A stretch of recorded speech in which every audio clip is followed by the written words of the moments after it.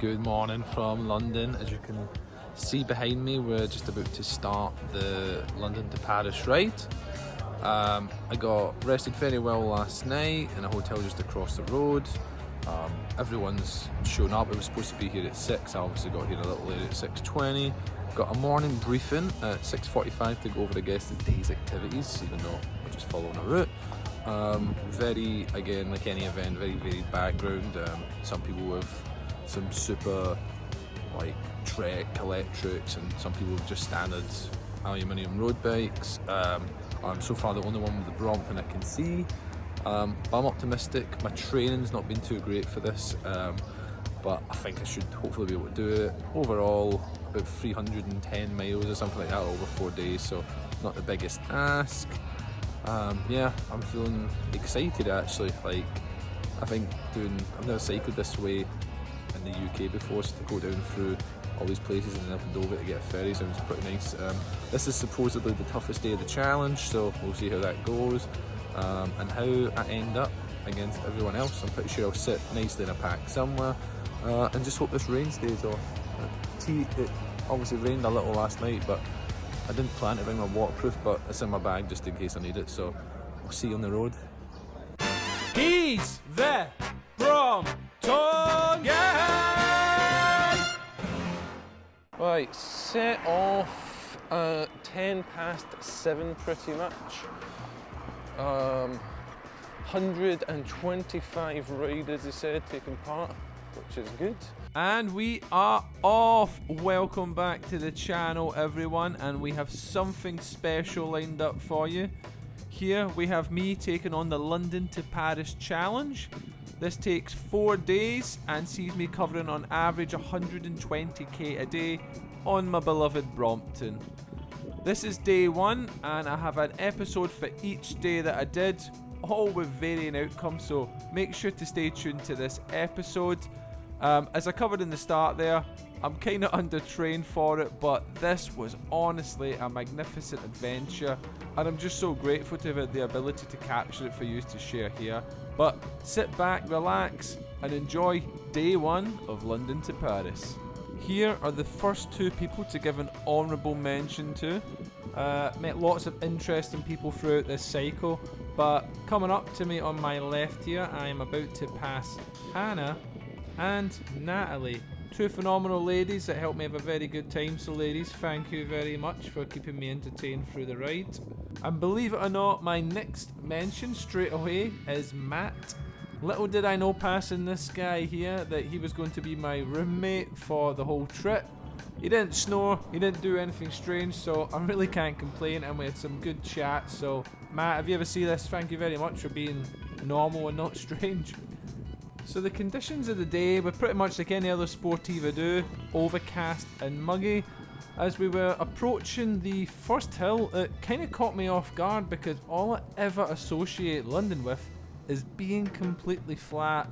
But it was great to take this on because the Dragon Rider gave me some pretty strong confidence in hills and that I'd actually be able to keep up with people. So let's see how we get on. This is where I should have probably looked at the GPX file a little more. Like, I think there's a steep bit of hill coming up somewhere. This hill honestly felt like it came out of absolutely nowhere, and I just couldn't believe how long it was continuously going on for. It was something that I didn't expect because I was still in central London.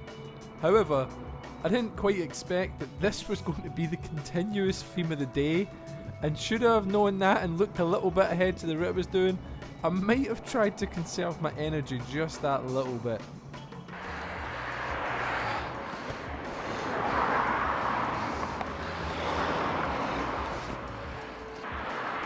I need to say it was quite a little stinger for the very start of the day.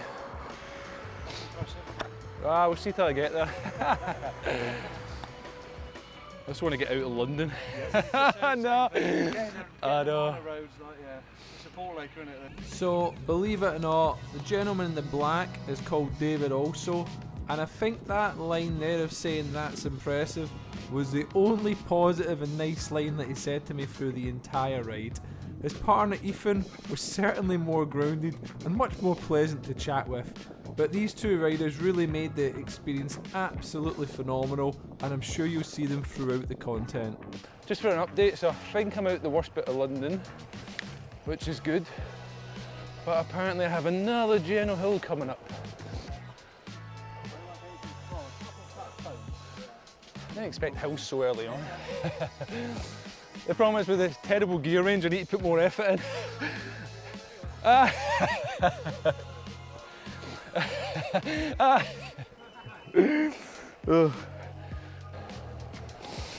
It's so important to find that correct cadence. Whew. Oh. I can't believe there's 10 hills. Well, hill 2 done. Definitely not as aggressive as hill 1. See, the hills are interesting in the Brompton because you just have the one go gear. There's not much play in terms of whatever power you're putting out, there's not really an easier option. Ah, finally a descent. I feel like all I've been doing in this ride so far is climbing, and more climbing. I didn't have any idea what was technically coming up in such a short distance, so all I was hoping at this point was I at least had a good couple of Ks to have a little bit of rest of climbing. Another hill, and this is a steep section, one short but steep. There was a hill that I'd just done that was so steep. Oh, it was so steep. I wasn't even on the hill map. I'm honestly surprised with how many little stinging hills there is. All part of the fun, right? Does make me think I maybe set out a little hard.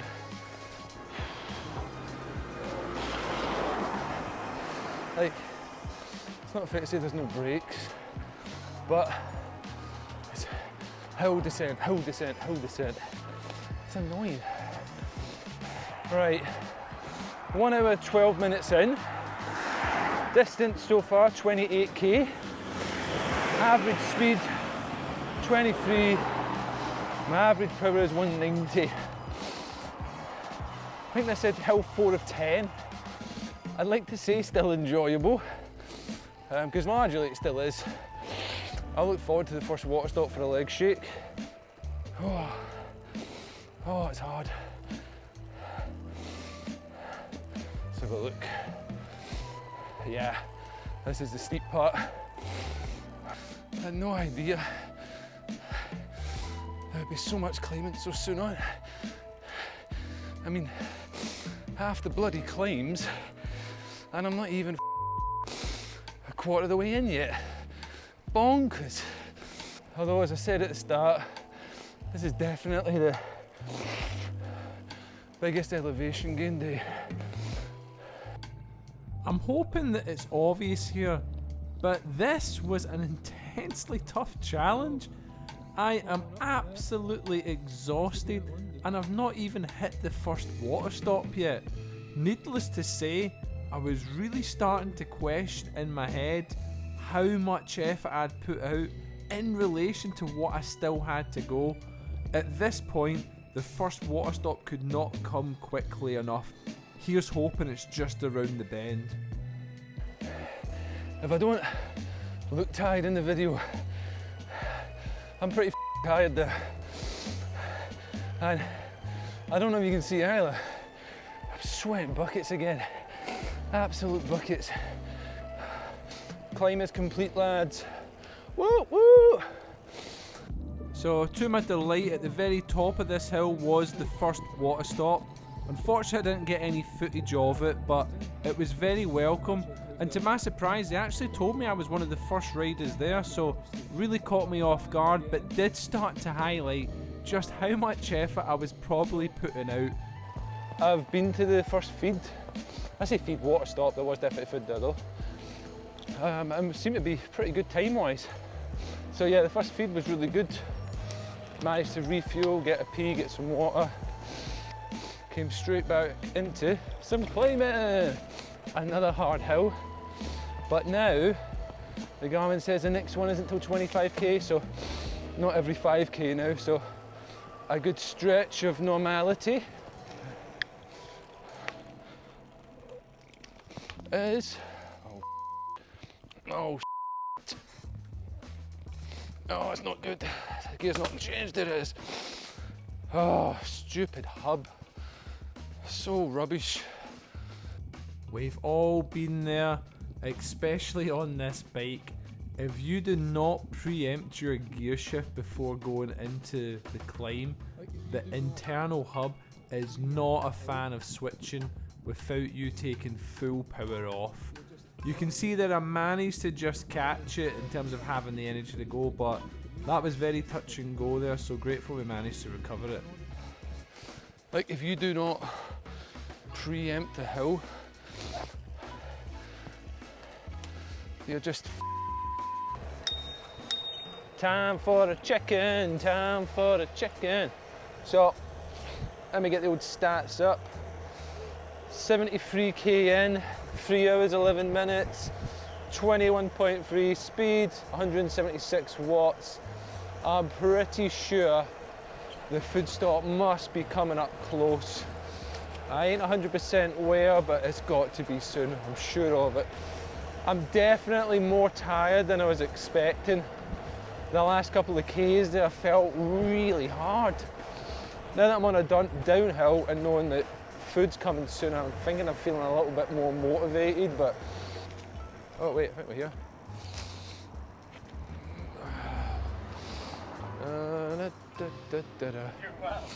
It's alright, challenging. We'll see at the end. Yeah, it's been good. Got a bit of a drag at one point, but picked up. I didn't expect all the hills at the start. It's lunchtime, and what a beautiful time to be off my bike. It felt great to know getting at this point that I was over halfway in. As you can probably tell from the last bits of footage, like, my body's definitely getting exhausted. And spoiler alert, the first half was definitely way more hillier than the second, but the second half still definitely had its challenges. So I was looking forward to get down, get some food, and get myself rehydrated and refed. Right, lunch stop is over. I'm not going to lie, it was a little underwhelming. So in fairness, the other people said they didn't serve food till 11, but actually they weren't supposed to serve food till 11:30. When I got there was sandwiches, so that was good. I had about 8 sandwiches, and then I thought, F it, I ain't going to rush back out, I'm already ahead of time, so I waited for a pasta dish to come, and the pasta dish came. Oh, and it was awful. I should have just left. I'm honestly, like, really surprised how knackered I am. Like, I think this half is going to be easier. But yeah, I'll see it in Dover now, so. Oh yeah, I did, I left over there my water bag, jeez, yeah. I just realised what did I get up to do, and it was to fill my water up.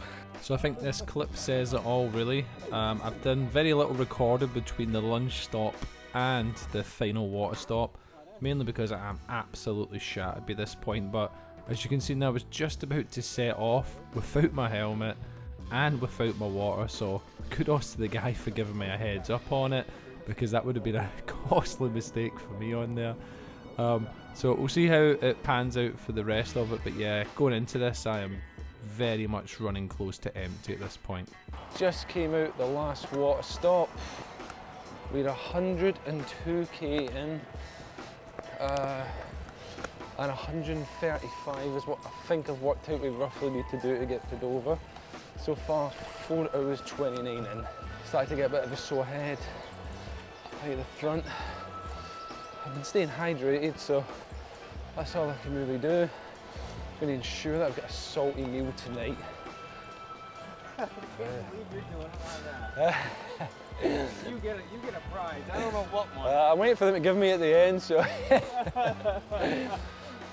for you. Yeah, I mean, I guess if anything, it still feels the same level of exertion, just 'cause I'm still doing the same output, but you just go slower, you know, and that's it. Yeah, but you're doing great. Oh, thanks, man. Another honourable mention here, we have the wonderful Joe, who's came all the way from across the pond from Long Island, New York. Travelled with two of his mates. This guy honestly was just full of energy, full of joy. You might not see him at his best here, but everyone was hurting. But Joe was an absolute amazing spirit, and he did keep to his word. He promised me he would get me a drink, and on the very last day when I was drinking, he got me a beautiful white wine. So Joe, if you ever see this, thank you so much for all your kind words and encouragement. It really helped me get through this day specifically, but it was nice to catch up with you every night there. I like my tri bike much better than the road. I like my road bike better than my Brompton.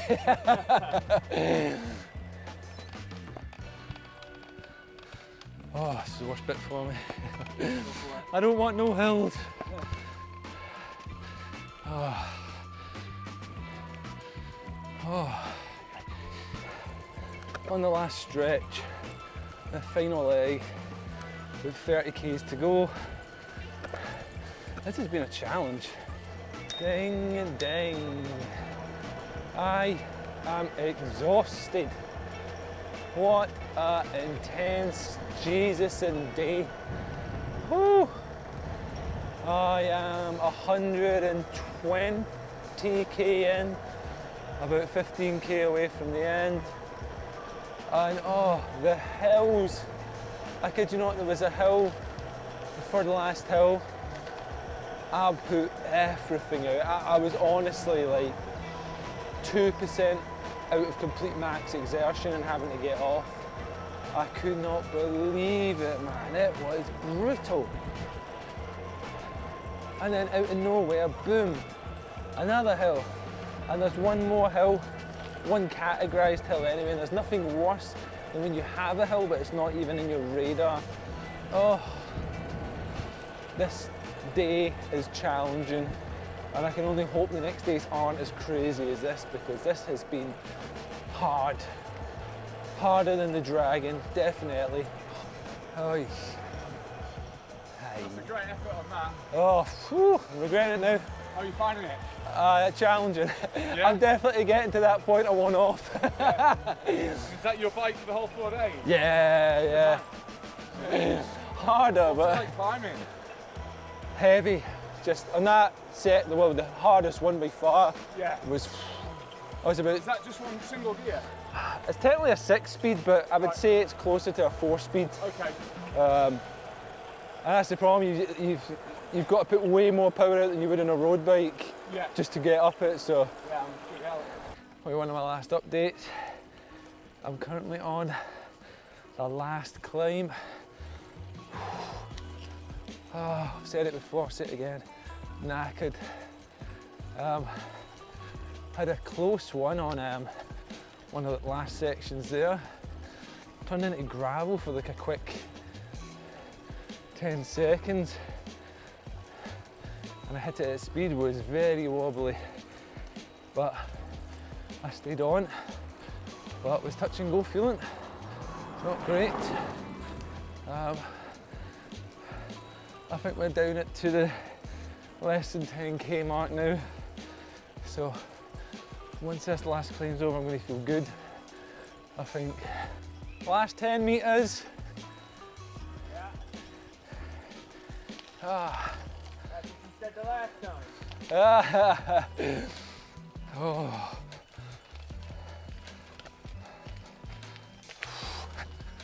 Oh. Yeah. They've all been tough, steep. I'm back there. Yeah, I'm ready to get off, man. Get some food in Dover. Oh. I'll buy you one for riding out, I'll tell you. The last hill is done. Got to be about 6k away now. And boy, am I ready. Let me give you the stats. 5 hours, 44 minutes, so we could still make it before the 6 o'clock, which would be amazing. We have travelled 128k at an average speed of 22.3 and an average power of 165 watts. Little Brommy has done well. No issues. No issues. Had a light squeak at the back, I think, when I did its free hub service. But apart from that, you've been a trooper, mate. The climbs are finally over, and here I am on my final descent into the town of Dover itself. The finish line is only a couple of k's away, and today was certainly challenging. Tomorrow better be easier on the legs.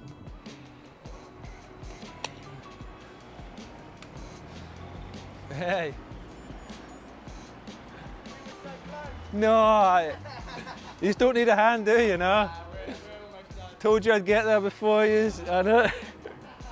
So we just passed David and Ethan again, and David was unlucky enough to get a puncture literally this far away from the end.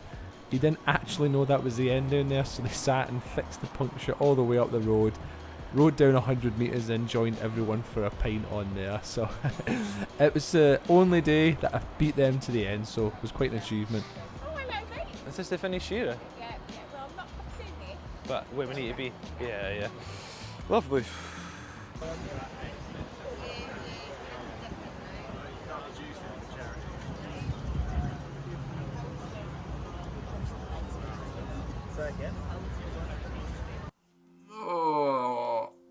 So, I really shouldn't be doing this recording because I'm so tired. It's 2-something in the morning. I'm now just at the point where I'm ready to go to bed. And today was hard. I actually made good time into Dover, so I got into Dover 2-something. Ferry was supposed to leave, I think, at 6. Ferry got delayed, which then delayed us getting into France. I was just knackered on the ferry, and then they had 3 different hotel stops. One just off from the ferry port, another one further down, and then a ferry very far away one, like 15 miles. And they said it was obviously signposted, and I can confirm from my side it was not obviously signposted. Maybe it was, but the fact it was pitch black, because by the time we got off the ferry, I'm pretty sure it was close to midnight. Oh, it was so harsh. And then like doing that night ride to the hotel, oh my god, I was just absolutely broken. Absolutely broken. I need to be up at 7 tomorrow, which means I get about 5 hours sleep to go cycle on 120 k's tomorrow. My expectation was I'd been getting to bed about 11, so tomorrow's going to be interesting. I'm sure we can make it, and yeah, I'm going to go get some sleep. I'm just burnt. Till tomorrow. Thank you so much for sticking to the end. If you learned something new, I've got some more amazing dedicated Brompton content up here. And if you liked what you've seen and you want to help support the channel, you can scan the QR code down here. This will take you to my Buy Me a Cuppa page. This page has been set up to let you, the audience, help donate money to me so that I can continue to do some amazing projects.